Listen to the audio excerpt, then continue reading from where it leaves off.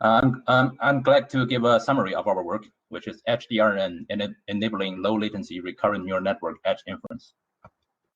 So I'd like to start with the motivation of our work, which is to accelerate gated RNNs at the very edge. Classic gated RNNs include long short-term memory gated recurrent unit. They are useful in temporal sequence processing, and they are widely used in speech recognition and machine translation, and exemplified by the famous products from the big companies. However, the computation is usually on cloud. But in many scenarios, we want to do edge inference, which is immune to network failure and less privacy issue. However, edge inference is latency critical and requires high batch one throughput performance of the hardware. Examples include on-device speech recognition and human-in-the-loop robot control. There are already many works in accelerating RNNs with FPGAs, and the state-of-the-art is BBS, which exploits weight sparsity in LSTM and achieves the highest batch one throughput, which is 2.4 teraops per second. The number is impressive, but it doesn't tell the whole story. The system is implemented on high-end Area 10 FPGA, which has 8.2 megabytes on-chip memory.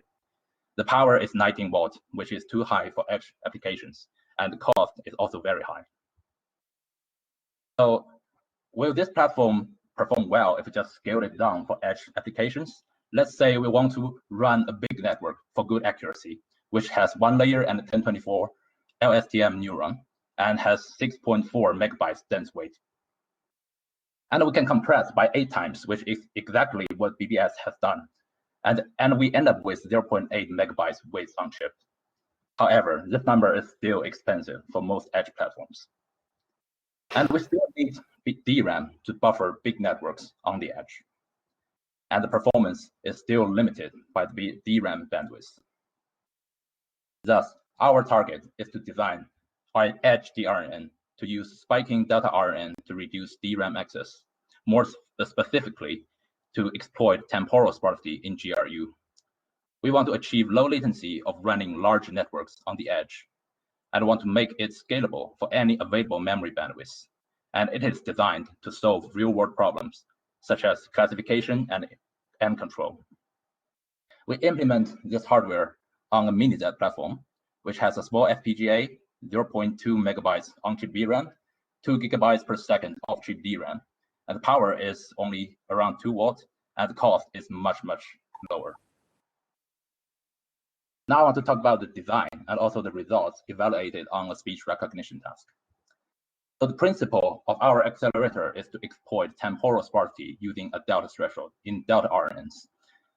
So unlike normal RNNs, in a delta RNN, we only compute the connections that corresponds to above threshold neuron activation change. And that leads to our design of the accelerator. It has configurable number of PEs to match any memory bandwidth. It has a delta unit that exploits temporal sparsity and sends only non-zero inputs to PEs to save computations. And the delta unit also generates column pointers to only fetch valid weight columns to save memory access. This table shows the throughput and speed up of EdgeDRNN on a large delta GRU, which has 5.4 megabytes of parameters. Thanks to the delta update mechanism I just talked about, we can achieve temporal sparsity around 92%.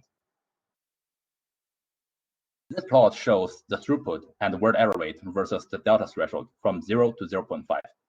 As you can see, the throughput and the word error rate increases with the delta threshold.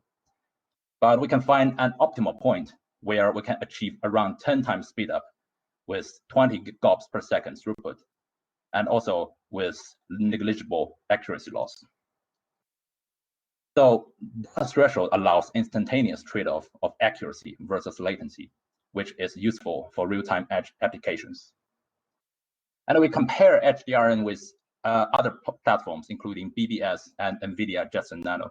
As we discussed before, BBS is not suitable for edge applications.